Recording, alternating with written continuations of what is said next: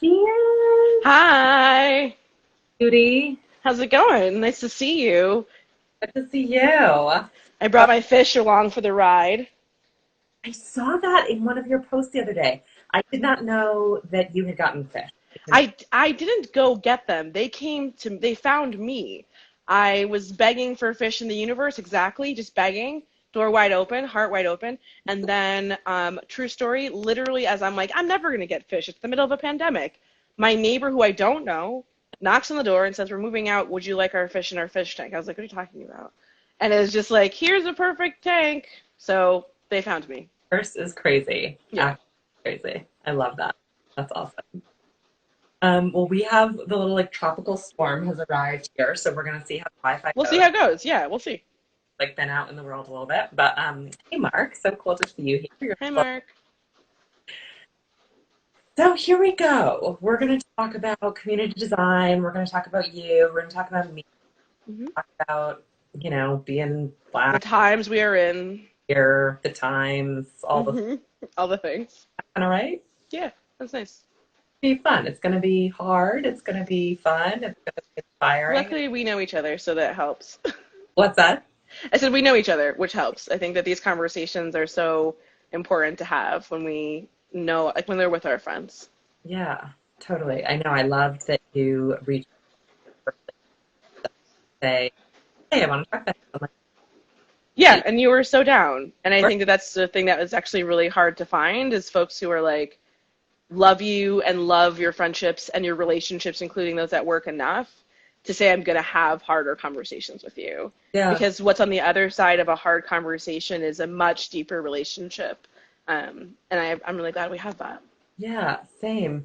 I think it's what it. That we'll get into what we were, but there's something there. I think like why have we gotten why have conversations so hard or so rare, more importantly?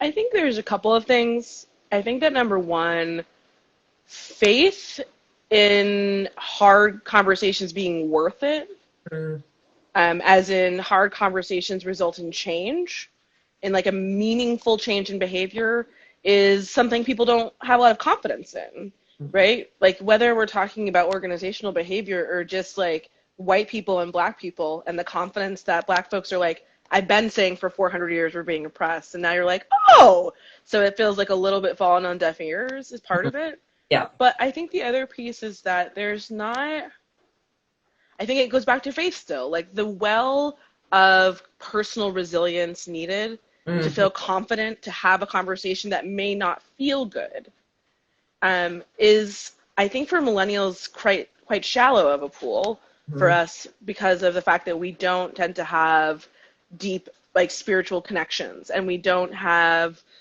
traditional family structures. So I actually think that because millennials are more like in that deep inner life stuff, isolated, that Hmm. the ability and the confidence that we can have these conversations, that it's worth it, and also that it's right. You know, I was talking to an older white woman who's a friend of mine, and she was like, I know you're black. I know. I was like, yes, yes, I am black. And she's like, and I thought I wasn't supposed to talk about it.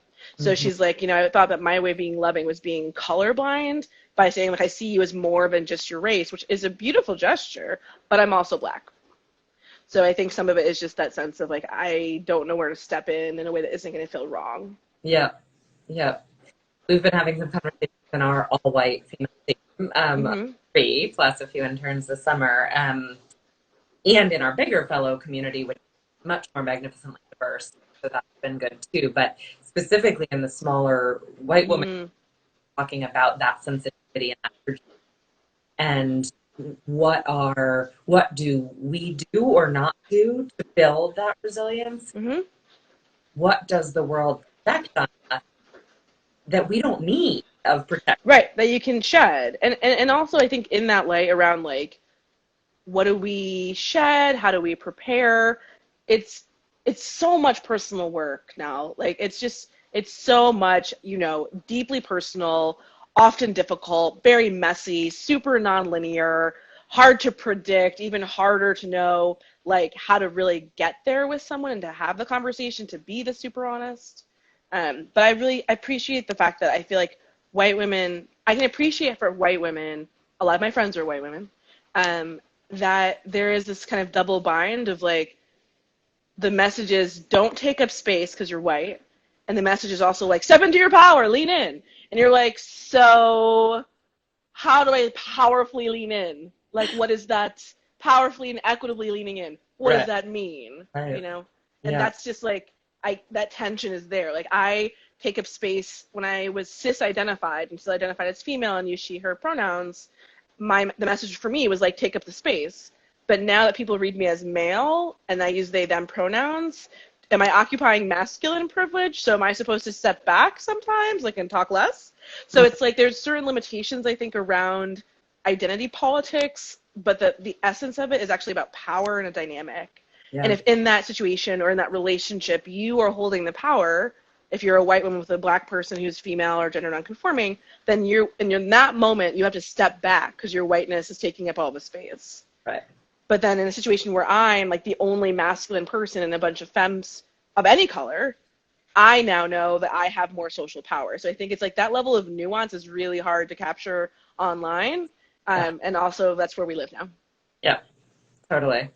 But, and I think that self-care piece and Mm-hmm. mindfulness is so important. And we've always based around that idea of the me before the Yeah. we are the world, right? And the strength building. Like This, it's not just fragility, it's like it's a conditioning, right? right. White fragility is about you've been conditioned to not think about this thing that's horrible and even see it. Yep. And the conditioning opportunity is like white folks are strong too. And like if white folks don't feel strong and are looking for examples, there's a group of people who have been oppressed for 400 years who are very, very, very good at being resilient. And like if we could have conversations as like white folks are coming into their own awakening about how fucked up everything is, as black folks, some of us live in this kind of interstitial space between blackness and whiteness. Yep. Like I grew up with white people, but I'm Yep. black. And so it's like I think there is a certain amount of onus on those of us who can be cultural liaisons to say, hey, you don't have to learn how to get strong on your own, Yep. which is what white supremacy does. It isolates. Yeah. And Yeah. we want to take something that feels more collective, and I think our approach and our healing and Yeah. in our journey, just like a more collective journey. Yeah. Yeah. Amen to that. So that's a perfect transition to the meat of the week. Mhm. Tell me about community design. Yeah, community design is like such a funny little term, and it's so the right one. You know, I got really excited about design like 6 years ago.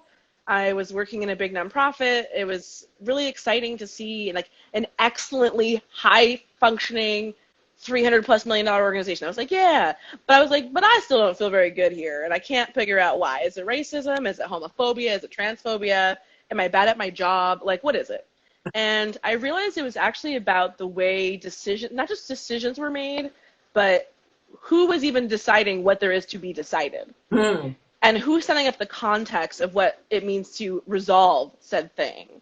So that whole ecosystem of like who participates in setting the course and picking the things that are pain points brought me to design. And so I found human-centered design, I found IDEO, and then I realized that my political practice wouldn't fit Mm. in traditional design. So community design is like tossing justice and values back into design. So Mm. it came from the 1960s and 70s. There was a group in Harlem doing this kind of work saying we want to build resources for our community in the form of a physical center at that time. And those folks said, like, we don't need the traditional design world to say, this is design, this is good design. It was about really just as a community of people, be it your neighborhood, your building, your family, your like tribe, and saying we can design for ourselves. We just need you to articulate in a way that we can use design concepts. So it's design thinking, but it's collective design thinking. Mm. And it's rooted in social justice and a commitment to equity and liberation as critical and quintessential to what design needs to accomplish. Mm-hmm. And as someone who, thanks to you, has kind of realized my own identity as a designer or a creative, Mm-hmm. but I think design can be very intimidating or alienating. And pretentious and elitist. Where does design happen? Like, is this about architecture and like graphic design and drawing? It's really in the design thinking. So it's like whether you're thinking about graphics, architecture, or building like the stand my phone is in right now, that's all in the landscape of product and service design. the framework is that I'm talking about is like the thinking behind that. Mm, So when you're designing a cup, right, your team would be like, cool, it needs to weigh this much because we got to mail it out. So there's some design constraints. We got to sell 100 of them to make this useful. So there's some design constraints. But you're still like a group of people designing a cup for a person over there. And like you're the expert. You're coming in and you're like, I'll do this. Or even going into like a building, like a conversation about neighborhood planning. mm, A designer traditionally would say, cool, well, this has to have all these streets and they need to have this much space for the fire truck. And they would listen to like all the paperwork, but they would never sit and say, who am I? Where's my power in this situation? How do I make sure that those who have the least power in this ecosystem of this question are part of, like, not even part of, but like that they are the thing. So traditional design puts the designer as expert. mm. Community design situates the designer as facilitator. And facilitator as an act of service, not merely an act of leadership. Yep. And so what about if I'm like a full-time mom right now and I'm thinking Mm-hmm.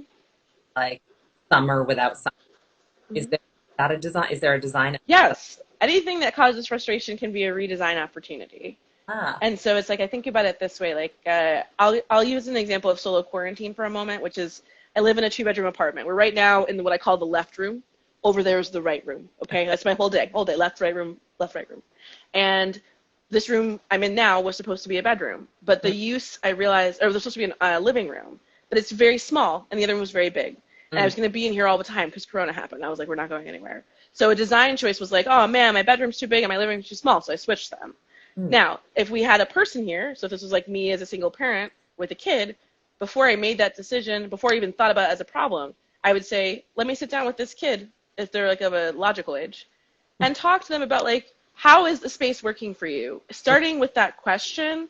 So traditional design thinks about it as like, how might we? And then they kind of frame the question privately as the consulting team, and they come and they say, so here's the question. Community design means moving the problem finding to be a collective act also. So for a single mom at home with a kid for the summer who's looking at the next 8 weeks like, part of it is really sitting down with your kid and asking like, how do you think about the next few months? What would make them meaningful to you? mm.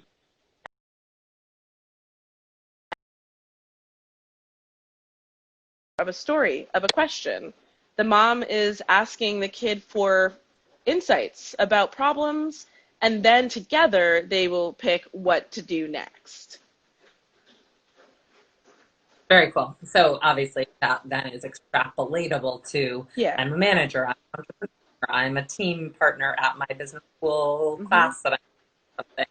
But it's that starting with everybody rather than casting Yeah, problems. it's starting with, so if we Cool. look at a traditional design sprint, right, you kind of have like 5 modules. You can Google 5 day sprint, and that's what traditional design offers is a linear, like step 1, step 2, step 3, step 4, step 5. And it's very much like we've already figured out the problem, and we're just going to talk to you about how to figure out the solution. Yep. If you expanded that set of circles to now be like 10 circles, Mm, that's community design. In that, problem finding happens earlier in a more collective way, and setting the context of what success means is very different. So meaningful success metrics, we talk about vanity metrics like number of people who saw your Instagram account, mm, but that the meaningful metrics are things like, well, how many people's behavior changed and how many folks are using spectrum of impact because they came to something on your website. yeah. And it's like it's different. It's really different to have a process where you're agreeing on why are you trying to solve something, what is the thing that's going to be solved going to do, and how are you going to share and holding each other accountable, Mm, like in a way that is, again, meaningful and very transparent. A lot of community design pulls from Sociocracy for All, which is a wonderful book about collective governance, and they talk about how an equity doesn't mean everyone makes the decision, but it means that everyone's input is like equitably mm. informs the whole process. Cool. Cool. So maybe let's take that to look at this spectrum of impact or the spheres of impact that we go through and think about in Mm-hmm. work. So play through that for me would like Yeah. we started talking about that self-care level. Mm-hmm. Where does this design approach show up? Yeah, I think about this in a couple of small ways to start. Part of it is community design for me is a way of saying, how do I show my community love? Mm, And that's where it starts for me. So, for example, one of my best friends, Eli, is a cook. He comes over every Saturday, makes me brunch, and everyone on Instagram knows this is like what I post. But last week I was like, man, I really want Eli to know he's in my community and I love him. So like I could personally just be like, oh, I love him, so I'm just gonna tell him I love him. Or I could sit with him and be like, what makes you feel loved when I spend time with you? Just straight up ask. mm, And what he said was, it's really great when the kitchen's already clean mm. because I want to cook for you and I want to sit and eat with you. And I was like, okay. So now I'm able to create and like I'm able to design a response at the individual level that's informed by the person I'm actually trying to say I'm with you. So then Cool. if we like step back one, like or step out a level and I say like at work, right? So it's like my kind of personal life. My neighborhood version of that would be my neighbor is awesome and my balcony is here right at the window and her window opens onto the balcony. And so one of the design opportunities we had was like, man, we want to spend time together, but like there's Corona. So now she just opens the window and I sit in the balcony and we have cocktails through the window. It's like this co-generating what the opportunity is and Yeah. what the solutions are. And it's happening also at work. I work, as the director of social innovation at the Vaid Group, and we're 5 years old, but we're going through our own constant kind of continuous improvement, Kaizen. And for us, it's like, well, we had a marketing and strategy meeting last week, right? And the first thing we did was I didn't come and say, here's the 5 things we must decide today. I said, the goal of the next 90 minutes is to have a container to identify what we are excited and enthused about and what feels like we think of it as a problem. And then collectively, we took that list of pain points of the 10 or 15 things we all listed, and then together we said, these are the 3 that would have the most meaningful impact on us as a collective. Mm, So that's now going to set the course for our marketing and communication strategy. yeah. So cool. And again, like it goes back a little bit to the hard conversation, but I think some of these are interesting because it's like also so basic. Like, Mm-hmm. what would make you feel loved? How has that become hard or not the norm? I mean, that feels like a much larger question about how far we've gone from heart. For me, like in my work, I answer that question by thinking about the 1917 Wartime Charity Act because that's what established the nonprofit sector, and that was really when heart, like the idea of heart, became professionalized. It's when we went from you go to church as a place of faith and value, and you do beautiful, loving, collective things, and then we were like, oh, we could fund that by making it the billionaires from the railroads want to give their money away, they'll get a tax break, the church gets some money, yeah. And so when you enter heart into capitalism, which is not impossible. I think it's like the ambition. We got really good at the capitalism heart, like the capitalism part, even in the nonprofit sector. So it's like I think part of this is actually a loss of faith and a loss of spiritual-esque community, even if you don't call it that. But Mm, nonprofits to me are sites of faith. They're where younger, like people who have collective ambitions for something better, to strive together, to grapple together, like it. I don't go to church anymore, but I do think of work as the place where I figure out how to grasp for something better, and that comes from a deep place.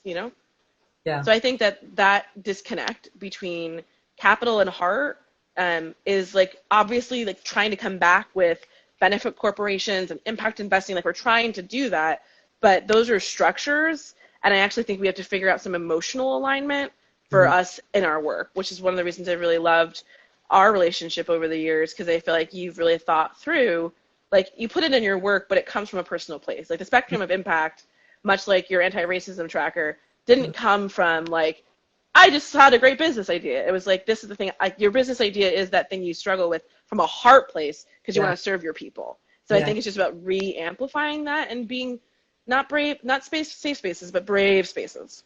Brave spaces. Yeah.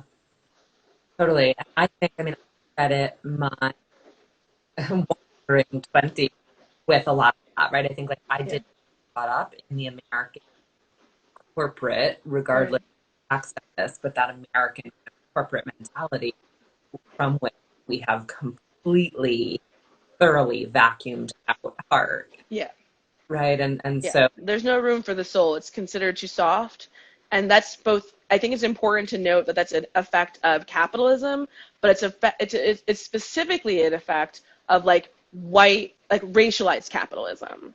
So in as much as heart is financially inefficient, so it doesn't stay in the business model, it is also on like puritanical white Western heteropatriarchal values make it very hard for the heart and something tender, something less quantifiable, to be seen as meaningful.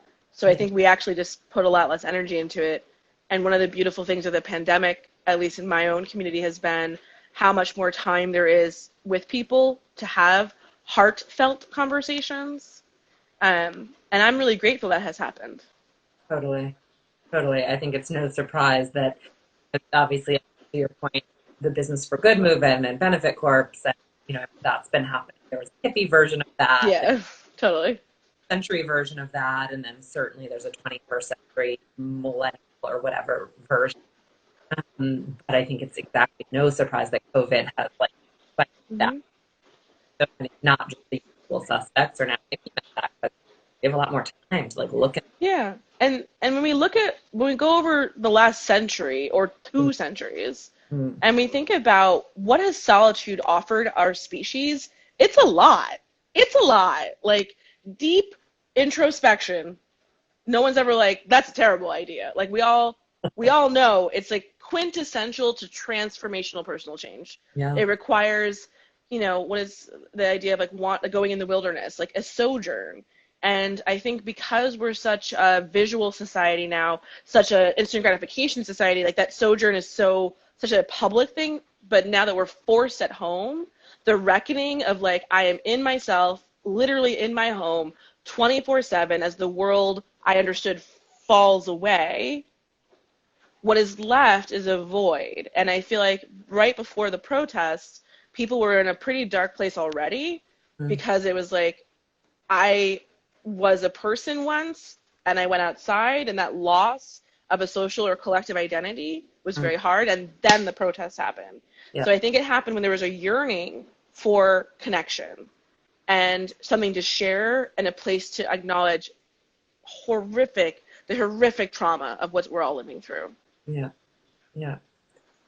So where to? What is your, I guess we can't talk to everyone out there to do a proper community design process. So what do you do instead? You can't really make recommendations without asking for it. What's Yeah, I would say the recommendation is to ask. So I think about it this way. If you want to have a conversation, the first thing you say to your friend or a new person is, "Hi, how are you?" mm, And we should start every conversation that way. Not just about like you now, but like even like at work. Like a meeting starts with an agenda of bullets and not a like our firm meetings, the first bullet is always hello, how are you? And then we sit with that and we discuss how we're doing until it makes sense to move forward.